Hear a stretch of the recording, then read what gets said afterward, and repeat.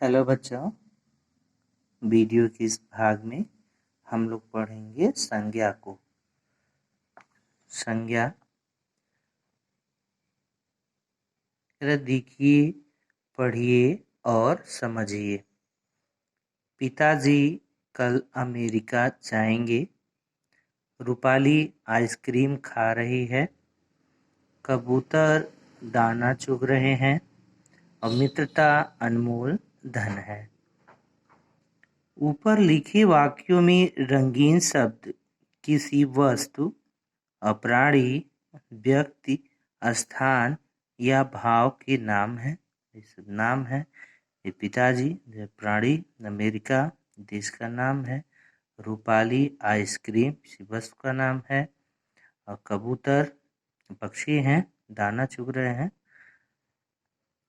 और मित्रता ये भाव को व्यक्त कर रहा है।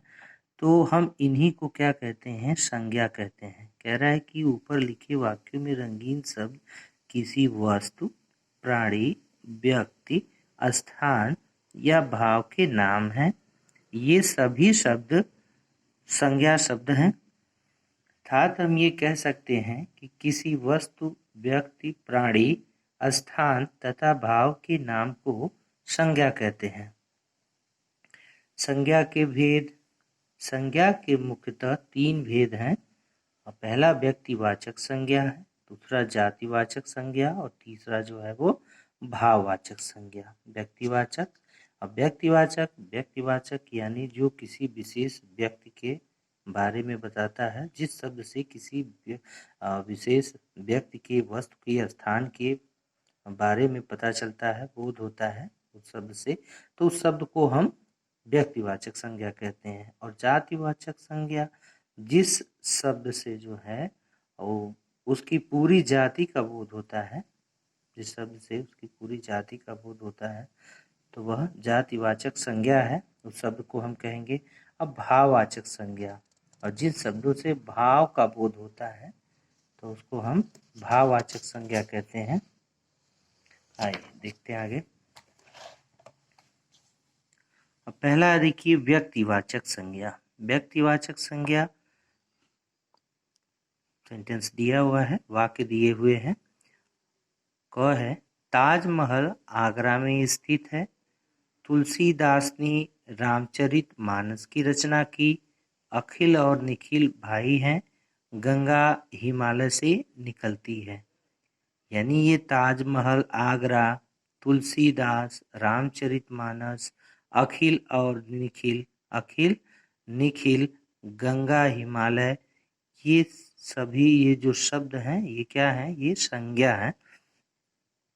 इन वाक्यों में ताजमहल, आगरा, तुलसीदास, रामचरितमानस, अखिल निखिल, गंगा और हिमालय किसी विशेष वस्तु, व्यक्ति या स्थान के नाम हैं।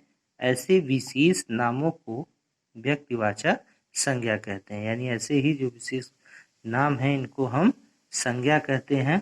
उदाहरण देखिए, यह व्यक्तिवाचक संज्ञा। व्यक्ति के नाम हैं भगत सिंह, लाल बहादुर शास्त्री, प्रेमचंद, अब्दुल कलाम।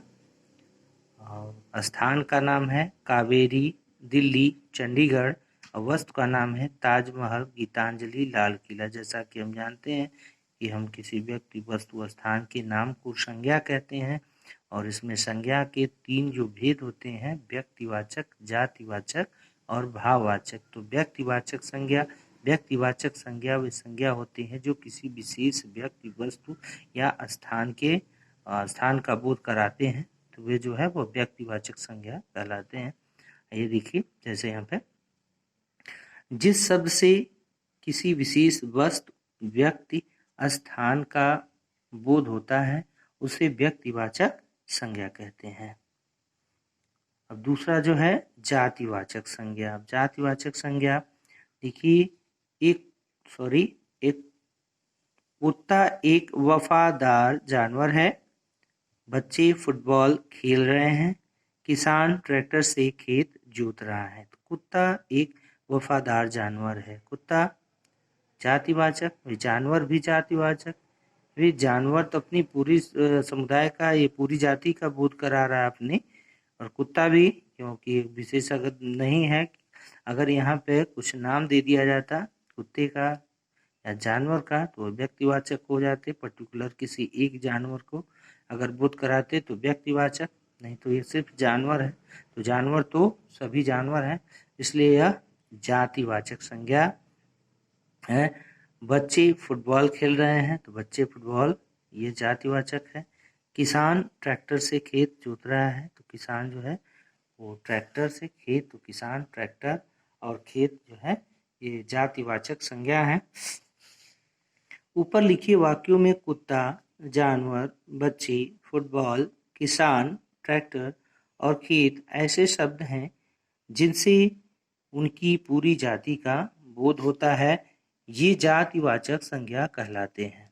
उदाहरण देखिए, प्राणी, वस्तु, स्थान। प्राणी मोर, पक्षी, आदमी, छात्र। वस्तु पुस्तक, हवाई जहाज, कुर्सी। स्थान शहर, नदी, रेगिस्तान, विद्यालय।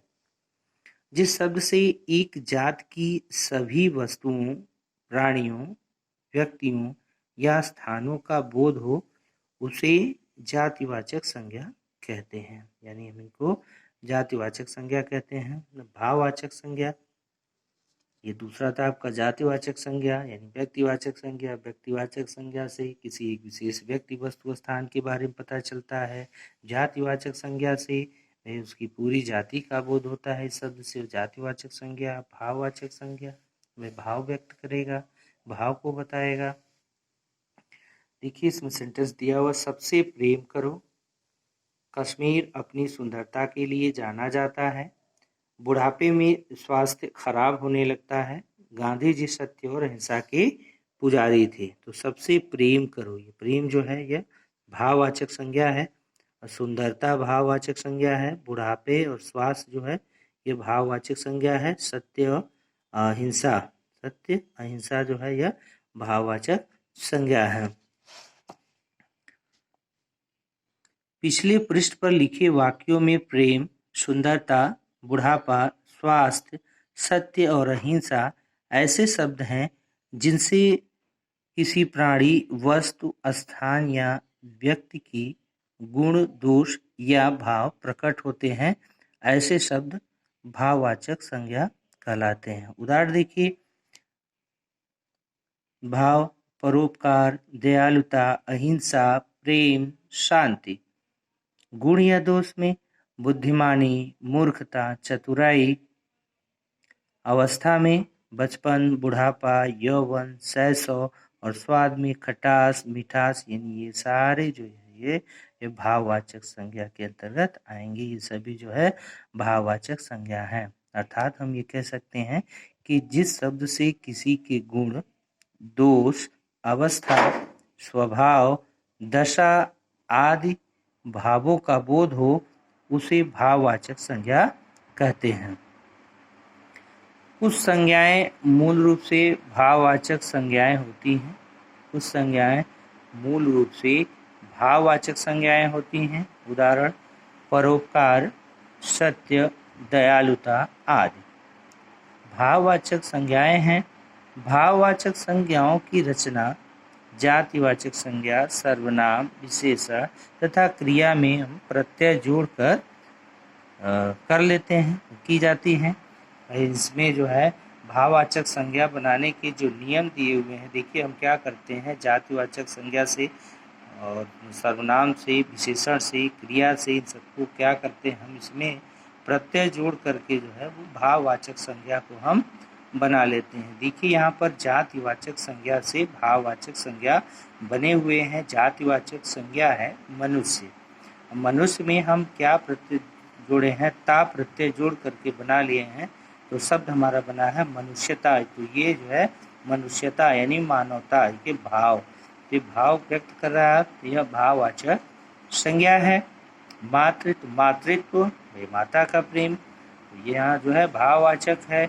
युवक, यौवन, पशु, पशुता, बूढ़ा, बुढ़ापा, ईश्वर, ईश्वरत्व।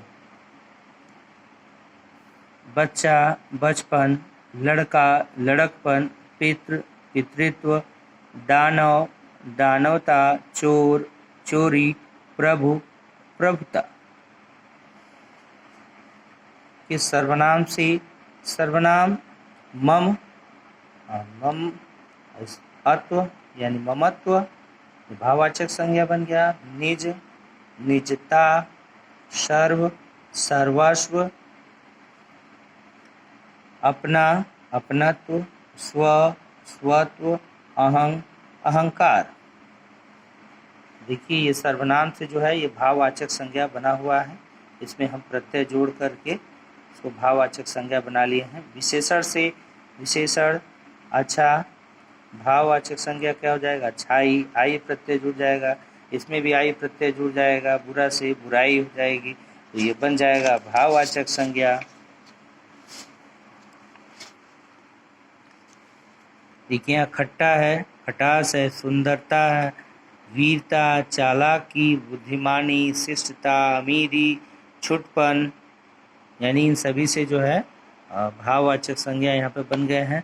ठीक उस तरह मीठा का मिठास, आस प्रत्यय, कठोर, कठोरता, कायर, कायरता, चतुर, चतुराई, मूर्ख, मूर्खता, गरीब, गरीबी, बहादुर, बहादुरी, खुश, खुशी। ये भाववाचक संज्ञाएं बन गई हैं यहाँ पे।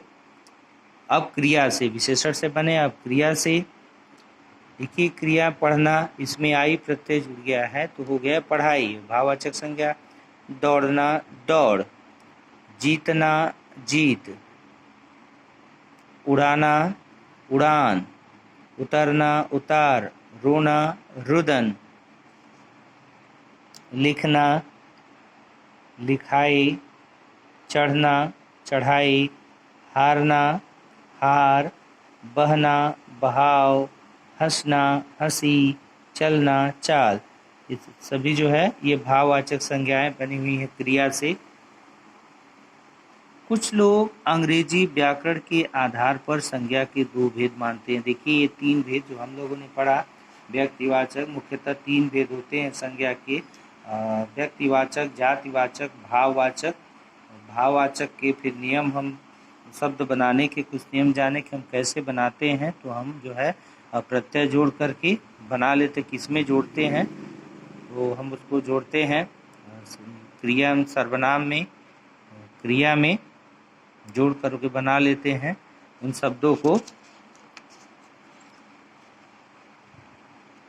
जातिवाचक संज्ञा से, सर्वनाम से, विशेषण से, क्रिया से, सभी में हम प्रत्यय जोड़ करके जो है भाववाचक संज्ञा को बना लेते हैं। देखिए अंग्रेजी के आधार पर संज्ञा के दो भेद और माने गए हैं, मानते हैं। द्रव्यवाचक संज्ञा, द्रव्यवाचक संज्ञा, द्रव्य क्या है? जिन संज्ञा शब्दों से किसी धातु, द्रव्य अथवा पदार्थों का बोध होता है उन्हें द्रव्यवाचक संज्ञा हम कहते हैं। उदाहरण देखिए घी, तेल, दूध, सोना, चांदी आदि। आजकल सोना जो है महंगा है, आजकल सोना महंगा है। सोना क्या है? द्रव्यवाचक है। दूध जो है द्रव्य है। दूसरा समुदायवाचक, जिन संज्ञा शब्दों से किसी समुदाय या समूह का बोध होता है उन्हें समुदायवाचक या समूहवाचक संज्ञा कहते हैं। उदाहरण सेना, दल, कक्षा, झुंड, भीड़ आदि। यानी ये सभी जो है समुदाय को बता रहे हैं। सेना, पूरी सेना, दल है, उसमें भी कई लोग हैं, कक्षा है, कई बच्चे रहते हैं, झुंड है, कई लोगों का झुंड है, भीड़ है, कई लोग हैं। कक्षा में 6 विद्यार्थी थे तो कक्षा जो है यह समूहवाचक, समुदायवाचक है। और राकेश ने सभा में भाषण दिया तो सभा भी जो है वह समुदायवाचक है।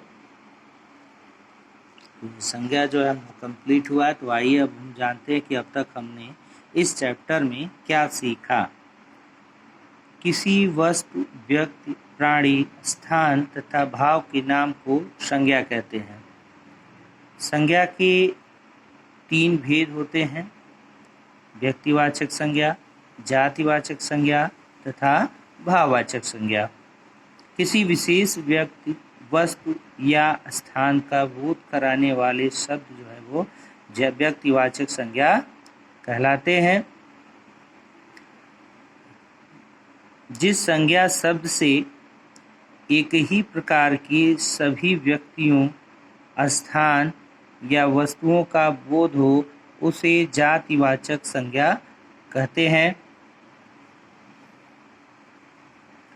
जिस शब्द से किसी के गुण, दोष, दशा, अवस्था, स्वाद आदि का बोध हो उसे भाववाचक संज्ञा कहते हैं। जातिवाचक संज्ञा सर्वनाम, विशेषण तथा क्रिया से भाववाचक संज्ञाएं बनती हैं। जातिवाचक संज्ञा सर्वनाम, विशेषण तथा क्रिया से भाववाचक संज्ञाएं बनती हैं। तो ये संज्ञा जो है समाप्त हुआ चैप्टर जो है। फिर आगे के वीडियो में इसके प्रश्न उत्तर को हम चर्चा करेंगे। और आज के लिए बस इतना ही है। तो so student, take care, bye bye.